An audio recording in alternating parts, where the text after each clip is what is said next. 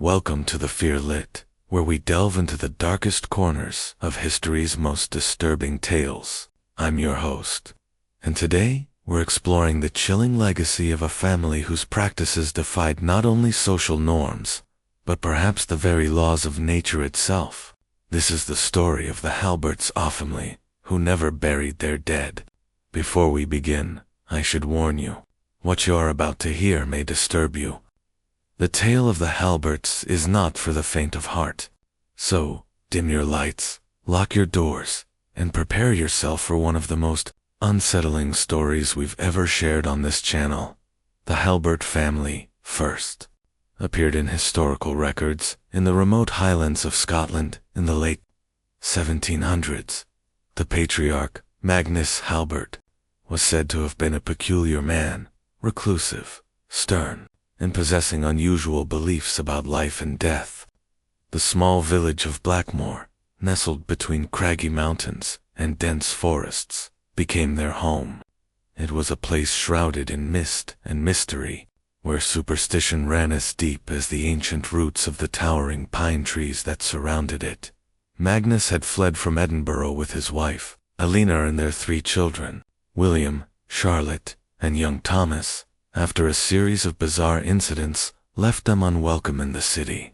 What exactly happened in Edinburgh remains unclear, but whispers suggested that Magnus had been involved in fringe scientific experiments that crossed moral boundaries. Upon arriving in Blackmoor, Magnus purchased a vast estate on the outskirts of the village. The manor house, a looming structure of dark stone and narrow windows, stood atop a hill overlooking the village below. The locals called it Ravencrest Manor, though the Halberts simply referred to it as home. It didn't take long for the villagers to notice the peculiarities of their new neighbors. The Halberts rarely ventured into the village, except for occasional supplies. They employed no local help, despite the size of their estate. Most strikingly, they were never seen attending church services, a significant deviation from social norms of the time. But these oddities palled in comparison to what was discovered later. In the winter of 1798, tragedy struck the Halbert family when Eleanor fell ill with a mysterious fever. The local physician, Dr. Sullivan, was summoned to Ravencrest. Upon his arrival, Magnus led him to Ilala's bedchamber, where she lay pale and motionless. "I fear we may be too late, Doctor," Magnus said, his voice devoid of emotion. Dr. Sullivan examined Eleanor and confirmed what Magnus already knew. She had passed away. The doctor offered his condolences and began discussing funeral arrangements, as was customary. "That won't be necessary," Magnus interrupted, his tone sharp and final. Confused, Dr. Sullivan pressed the matter, explaining the importance of proper burial. "The Halberts do not bury their dead, Doctor," Magnus stated firmly. "Eleanor will remain with her family where she belongs." Disturbed but unsure how to respond, Dr. Sullivan left Ravencrest that night, troubled by the strange encounter. The following day, he returned with the local minister, Reverend Clark, hoping to reason with Magnus about the importance of a Christian burial. When they arrived, Magnus refused to allow them entry. Through the partly open door, the 2 men caught a glimpse of something that would haunt them for the rest of their lives. Eleanor's body, dressed in a fine gown, seated at the dining table, as if she were still alive, with the family gathered around her as if nothing had changed. Horrified, Reverend Clark demanded that Magnus show proper respect for his wife's remains. Magnus's response was chilling. "Death is merely a transition, Reverend. The body houses the essence long after the heart stops beating. To bury her would be to sever that connection permanently. We will not abandon her to the cold earth." News of this make-up situation spread quickly through Blackmoor. The villagers, already wary of the strange family on the hill, now regarded them with outright fear and suspicion. Some demanded that the authorities intervene, while others were too frightened to even speak of the matter.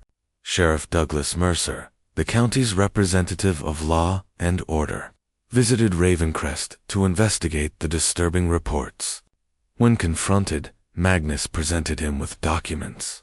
Old yellowed pages covered in strange symbols and archaic language. "This is our family covenant," Magnus explained, dating back centuries. "The Halberts have always kept their dead close. It is our tradition, our birthright." Sheriff Mercer, though deeply unsettled, found nothing in the law that explicitly prohibited a family from keeping a deceased relative in their home, provided there was no public health risk.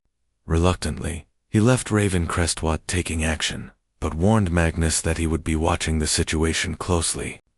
As months passed, Eleanor's body remained in the Halbert home. Visitors, the few who were ever admitted, reported seeing her in various rooms of the house. Her position changed regularly, as if she were still participating in family life. Sometimes seated by the fireplace with needlework in her lifeless hands, other times positioned at the piano, her stiff fingers resting on the keys. More disturbing still were the accounts from those who claimed to have seen Magnus speaking to Eleanor's corpse, apparently convinced that some part of her could still hear him. The children's reactions, though their mother's continued presence, varied. William, the eldest at 16, seemed to have adopted his father's beliefs entirely, treating his mother's corpse with the same reverence he had shown her in life. Charlotte, 13, was visibly distressed by the situation, but remained obedient to her father's wishes. Young Thomas, only 8, repeatedly asked visitors when his mother would wake up, suggesting he didn't fully comprehend what had happened. For 2 years, this macabre arrangement continued, with Eleanor's preserved body remaining a central figure in the Halbert household. Magnus had apparently found some method of preservation that prevented the typical decay, though the exact technique remained his closely guarded secret. Then in the autumn of 1800, another tragedy befell the family.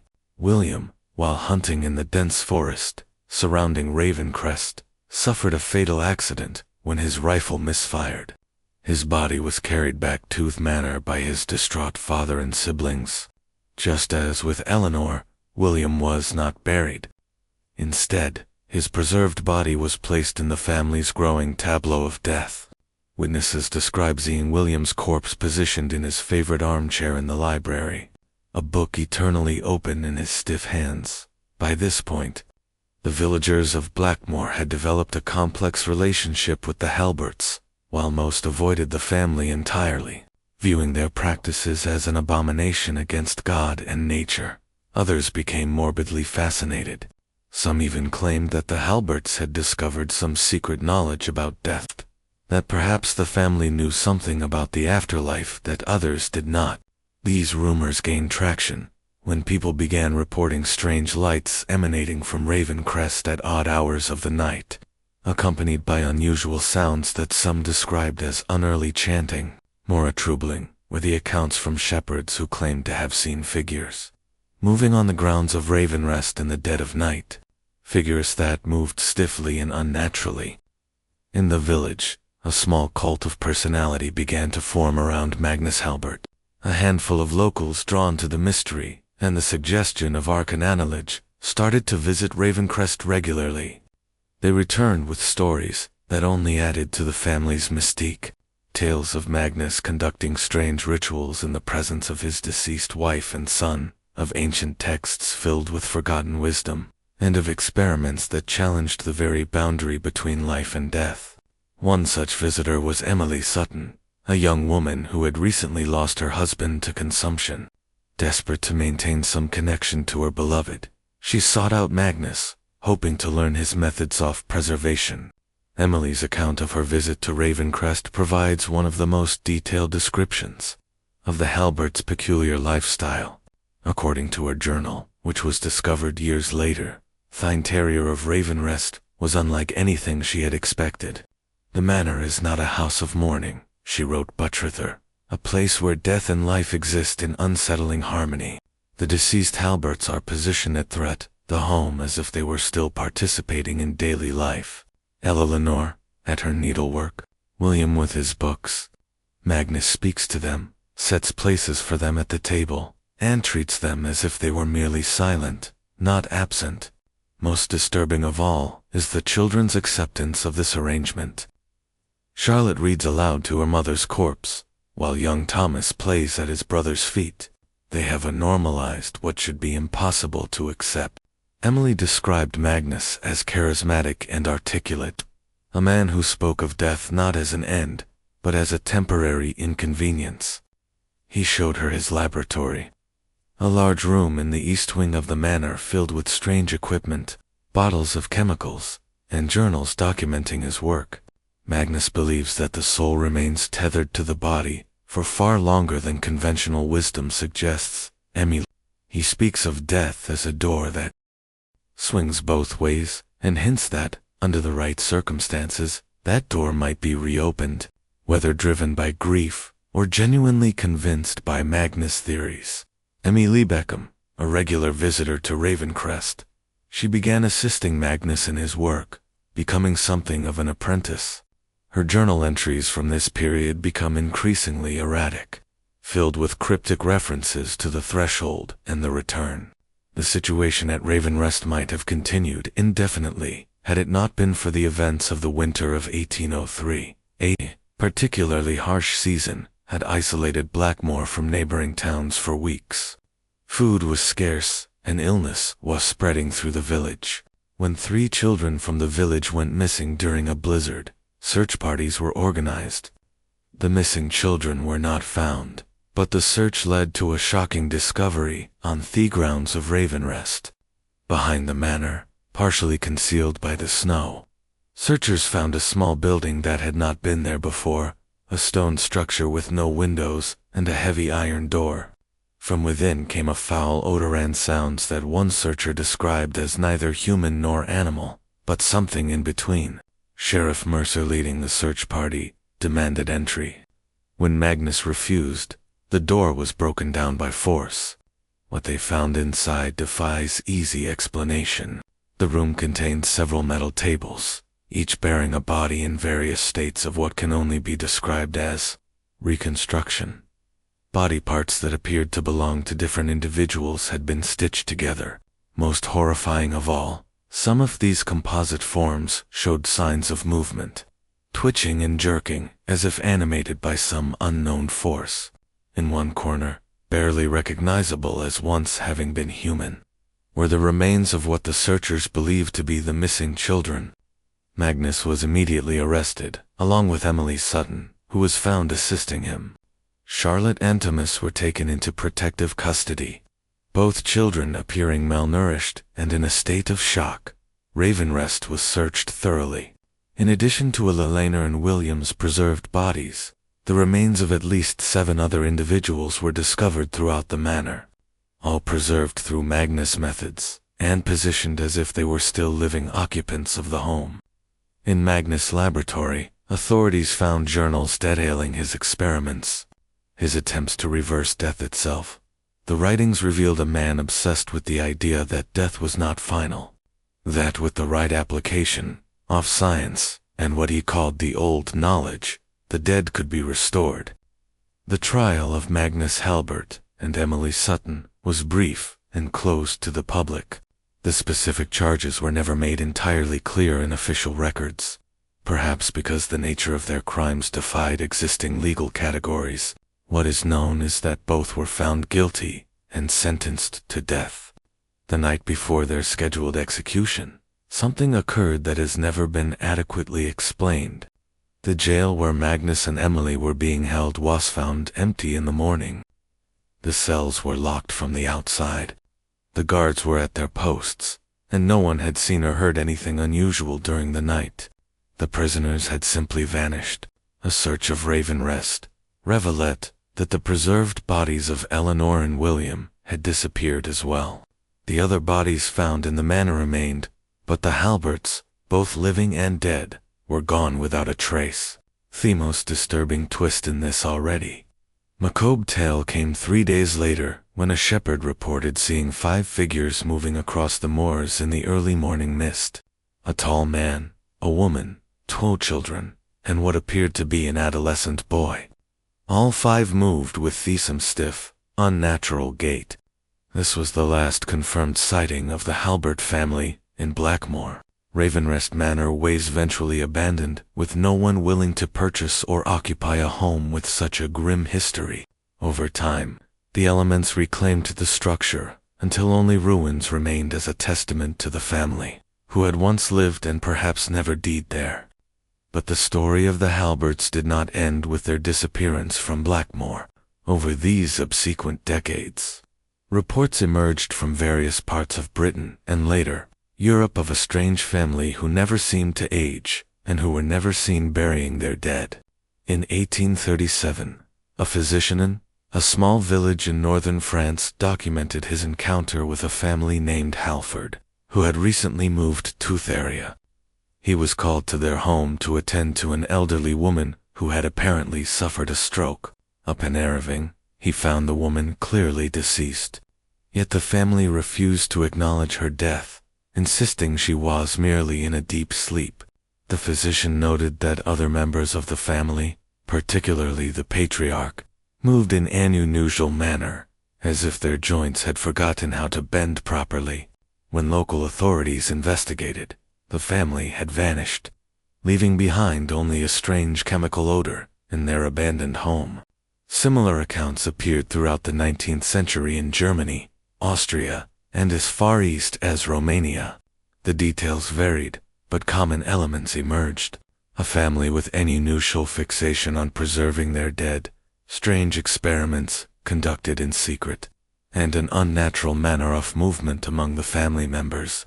By the early 20th century, the story of the Halberts had become something of a legend among occultists and those interested in the makeup.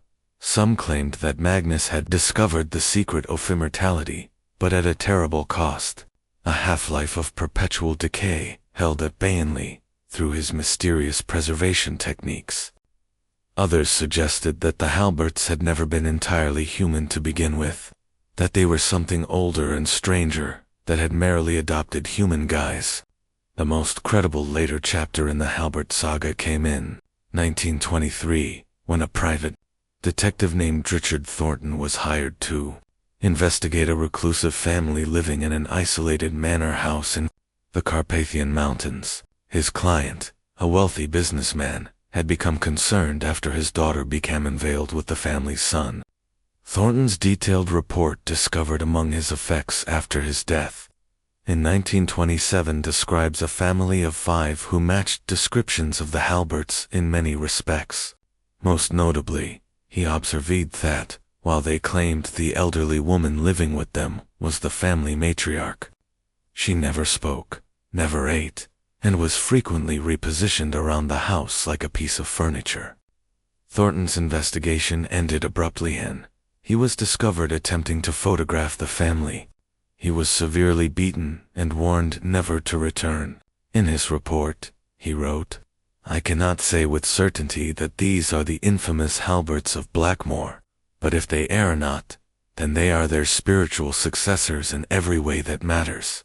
They carry the same miasma of death postponed rather than conquered, of natural law defied, but not without consequence. The trail of the Halberts goes cold after Thornton's encounter. If they continued their nomadic existence throughout the 20th century, they apparently became more cautious about drawing attention to themselves.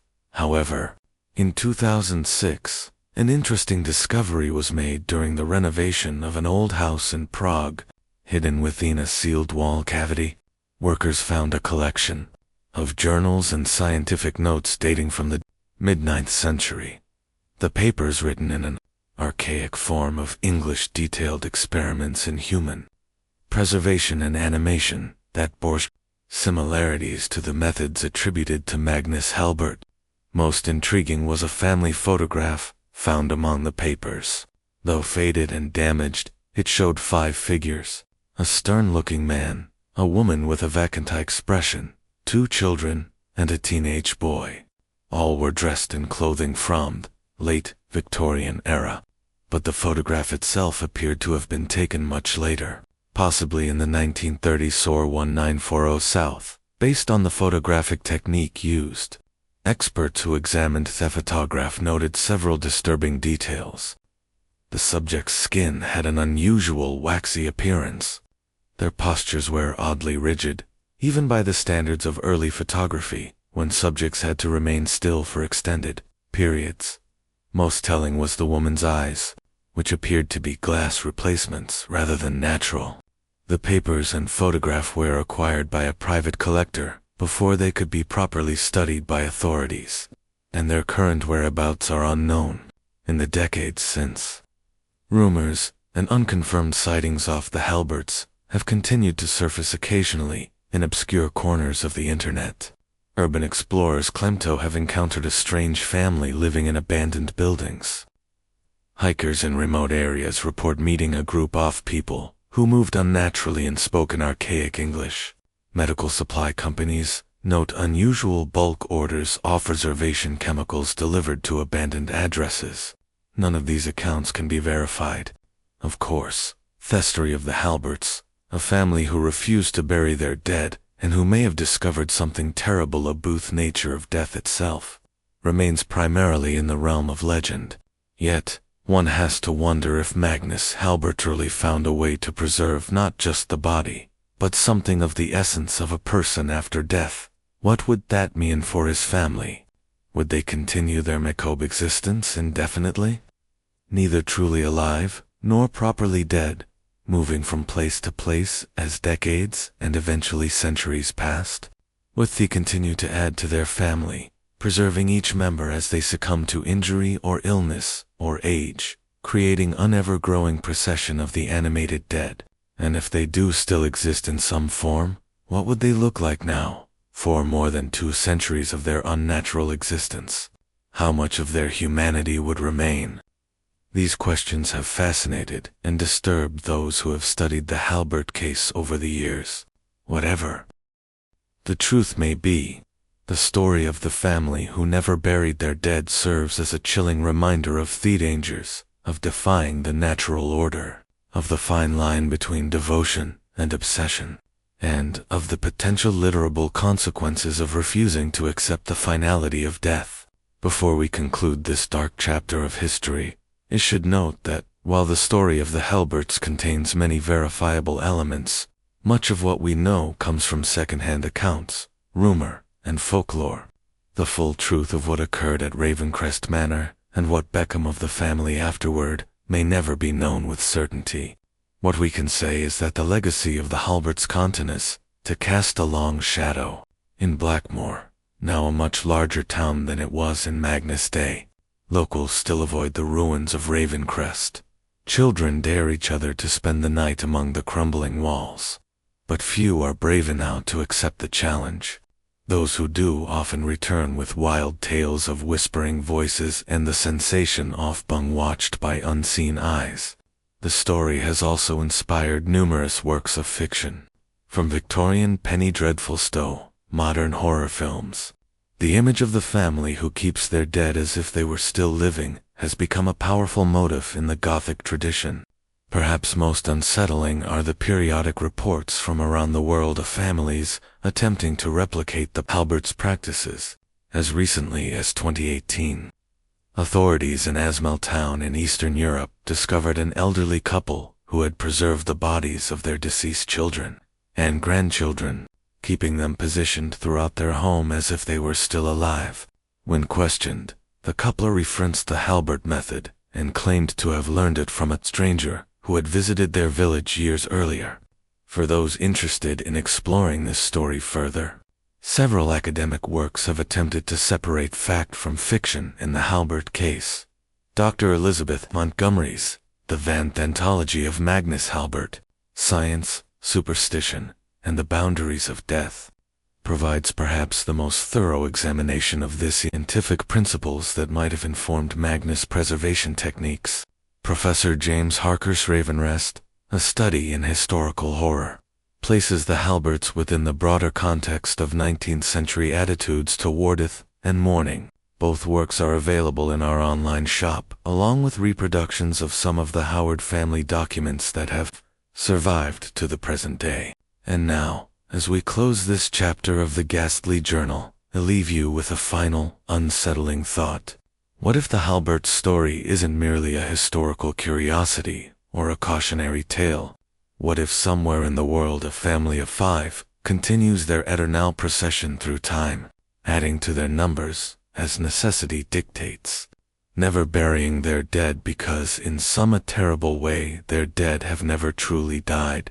If you're interested in supporting our channel and helping us continue to bring these obscure historical horrors to light, please consider becoming a patron. Your support allows us to delve deeper into the archives and uncover even more chilling tales from the shadows of history. Thank you for joining me on this journey into one of history's most macabre mysteries. Sleep well, and remember, not all familiar traditions are meant to be preserved. But wait, before you go, there's one last detail I should share with you. During my research for this episode, I came across a curious listing on an obscure online marketplace specializing in antiques and historical artifacts. The item in question was a small leather-bound journal allegedly belonging to Charlotte Halbert, dated 1847, nearly 50 years after the family's disappearance from Blackmore. The listing was removed within hours, being posted, and my attempts to contact the seller were unsuccessful. However, I was able to save the single page that had been photographed as part of the listing. The handwriting, analyzed by experts, appears consistent with early Victorian penmanship, and the paper and ink have been tentatively dated to the mid-9th century. The visible text reads as follows. Father says, "We must move again. The neighbors have begun to ask questions about Mother, why she never joins them for tea, why she is only ever seen through the windows. William caused trouble yesterday when he ventured into the village. His movements are becoming more erratic, despite Father's The new formula isn't working as well as the old one did. Thomas is the worst office now. It has been almost 20 years since his accident, and Father's preservation techniques seem less effective with each passing year. The stitches across Thomas's neck have begun to show through the powder we used to conceal them. His left arm no longer moves at all. Father himself is changing. Sometimes I catch him staring at nothing, his eyes vacant, just like Mother's. I fear he has been taking the formula as well, though he is still breathing, still eating, still speaking of his great work. I alone remain as he was, though for how much longer, I cannot say. Father has been watching me strangely these past weeks.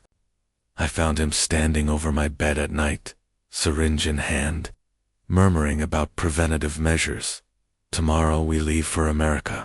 Father believes we will find greater freedom there to continue his work. He speaks of vast empty spaces where we can exist without scrutiny. I am not sure I want to go, but then I'm not sure I have a choice anymore. I'm not sure.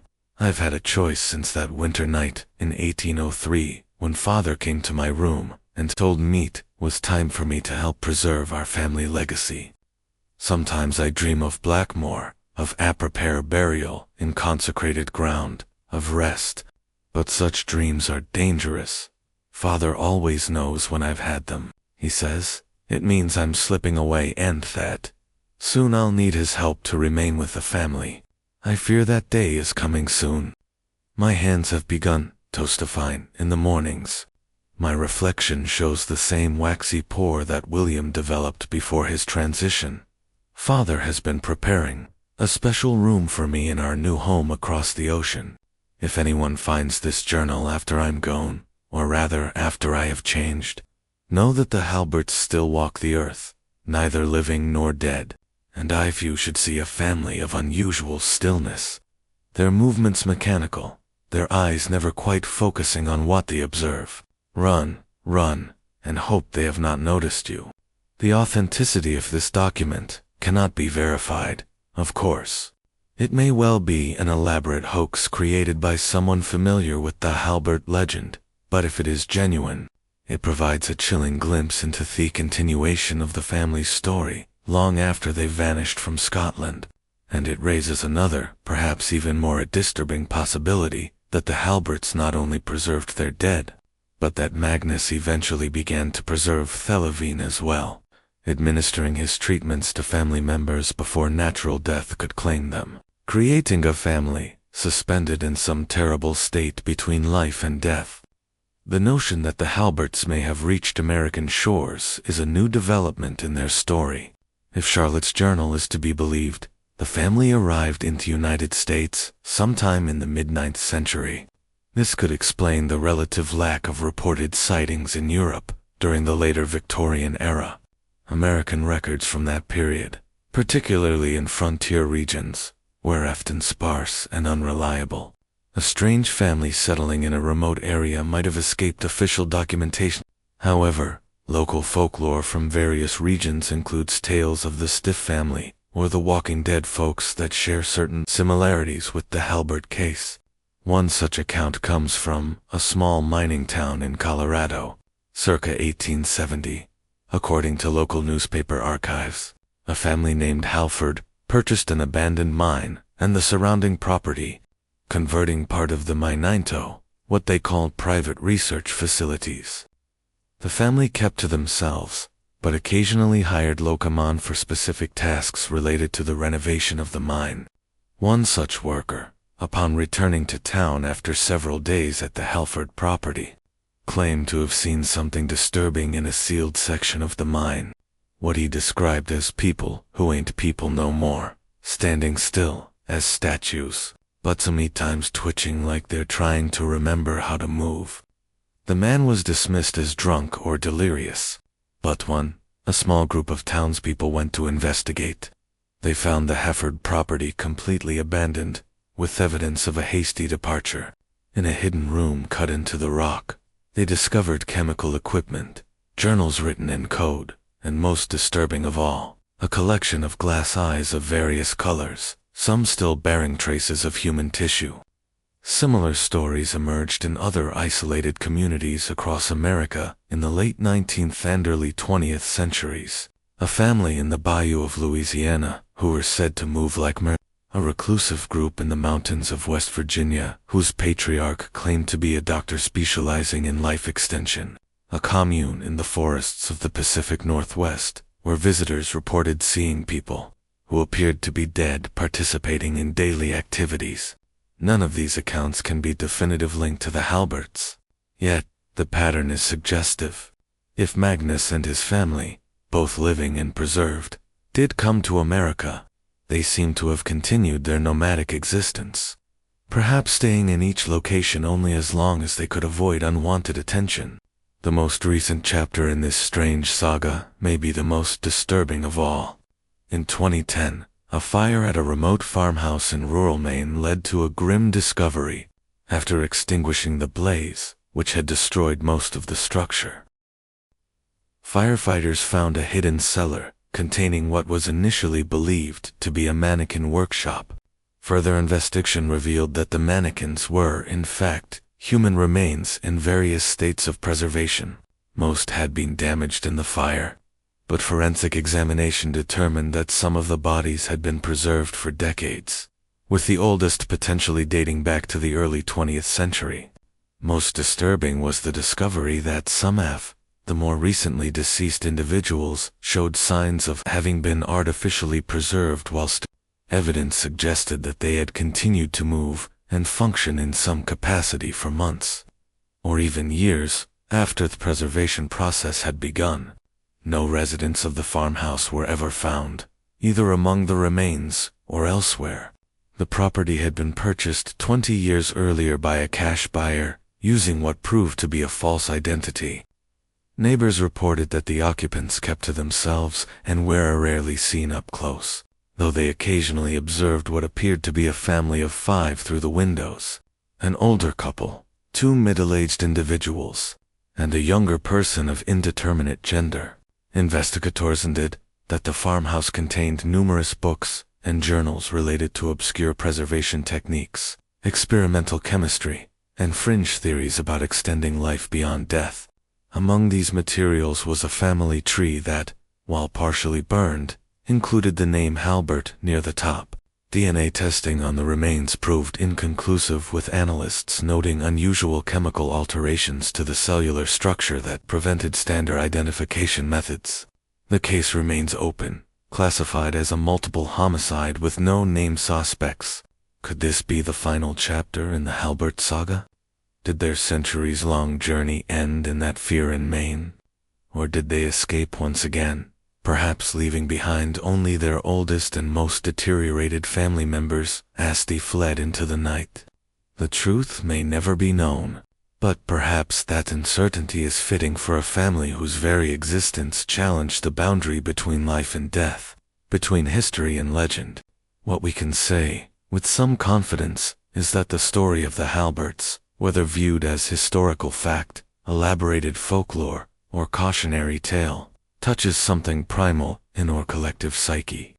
It speaks to our fear of death, our reluctance to part with those we love, and the terrible consequence that might arise from defying the natural order. In a modern world where science continues to push boundaries of what is possible, where cryonics promises to preserve our bodies for future revival, where a transhumanists speak of uploading consciousness into machines to achieve a kind of immortality, perhaps the tale of the Halberts serves as a necessary warning. Some boundaries, it suggests, are not meant to be. Some doors once opened cannot easily be closed again, and so we leave the Halberts to whatever fate ultimately claimed them, or to their continued wandering if they somehow endure. Their story remains a disturbing footnote in the annals of the makeup, a reminder that some family traditions are best left unpreserved. As for Magnus himself, the man who began this terrible legacy, perhaps he achieved exactly what he set out to accomplish. A family that would never be separated by death, that would remaintager through the long centuries, unchanging even as the world transformed around them. Whether that represents dream or tragedy depends, I suppose, on how one views the nature of life, death, and what might exist in Thessadowy territory between. Sleep well, dear viewers, and perhaps tonight, check locks on your doors with special care. After all, the Halberts, or whatever they have become, may still be out there somewhere, moving stiffly through the night, searching for new additions to their eternal family. This has been the Ghastly Journal. Until next time, remember, not all histories are meant to be unearthed, and some families keep secrets that should remain buried, even if they themselves never will be. But wait, before you go, I feel I should share one last detail with you. During the production of this episode, something unusual occurred. Several members of our research team reported receiving strange phone calls from an unlisted number. When answered, the caller remained silent for several seconds before speaking in what was described as a mechanical, halting voice. The message was always the same. We are still here. We are still together. Family is forever. Our technical team was unable to trace the calls, and we have no explanation for how the caller retained the private numbers of our researchers. It may of course be nothing more than an elaborate prank by someone who learned of the episode's subject matter. Nevertheless, I have instructed my team to remain vigilant, and we've installed additional security measures at our studio. A simple precaution, nothing more. And with that, I truly will bid you good night. Thank you for joining us on this journey into one of history's most disturbing family legacies. If the Halberts have taught us anything, it's that some traditions are best left in the past, and that sometimes letting go is the greatest act of love we can offer those who have passed on. Tyler, next exploration of the shadows, where history and horror intersect. This is the Ghastly Journal, reminding you that the past is never truly dead, and sometimes, in the most literal sense, it refuses to be buried. If you've enjoyed this episode, please consider supporting our channel. Your contributions help us continue our research into history's darkest corners and bring these forgotten stories to light. And if you have suggestions for future episodes, or perhaps knowledge of other historical horrors you believe deserve exploration, we welcome your comments below. Now, I really must go. There's a strange car that's been parked outside the studio all evening, and I've just noticed that its occupants don't seem to be moving at all. Probably nothing to worry about, but in this line of work, one learns to be cautious. Good night, and remember, some family reunions are best avoided. As I conclude this tale, I find myself wondering about the nature of legends and how they evolve over time. The story of the Halberts, with its blend of historical elements and folklorium, exemplifies how our deepest fears can take narrative form. Whether you view their story as a Gothic horror tale or a reflection on humanity's complex relationship with mortality, one thing remains certain: the idea of defying death's finality will continue to fascinate and disturb us in equal measure. Perhaps that's why the Halberts story endures. It speaks to something universal, our desire to hold on to those we love, even when we know we should let them go. In their refusal to bury their dead, the Halberts represent an extreme manifestation of grief's denial stage. Frozen in perpetuity, modern medicine continues to push the boundaries of what constitutes death. Brain death, clinical death, cellular death. These terms suggest that dying is not a moment, but a process. The line between life and what comes after grows ever more blurred. In this context, Magnus Halbert might be viewed not merely as a madman, but as a terrible pioneer, venturing into territories where science now treads with greater caution, but similar curiosity. What becomes of a family that cannot let go? What happens to love when it refuses to accept its natural conclusion? These are the questions at the heart of the Halbert saga, questions that remain relevant, regardless of whether one believes in the literal truth of their story. And so I leave you with this final thought: the next time you find yourself unable to let go of something that has reached its natural end, be it a relationship, a phase of life, or even a loved one who has passed on, remember Halberts. Remember that sometimes the most loving act is not preservation but release. Sometimes the most honorable thing we can do for our dead is to bury them properly and allow ourselves to move forward, carrying their memory rather than their physical remains. The Halberts never buried their dead, and in doing so, they may have lost something essential about what it means to be truly alive. This has been the Ghastly. Good night, and may your own family traditions bring comfort rather than horror. I've just been handed a note by one of our producers. It seems we've received an unusual package at the studio, a small leather-bound journal with no return address. The accompanying note reads simply, "The last journal of Charlotte Halbert continued." Inside is what appears to be aged parchment, covered in faded handwriting. I'm told our team is currently verifying its authenticity, and if appropriate, we may share its contents in a future episode. Until then, sleep well, and remember to check under your bed for any family members who may have overstayed their welcome.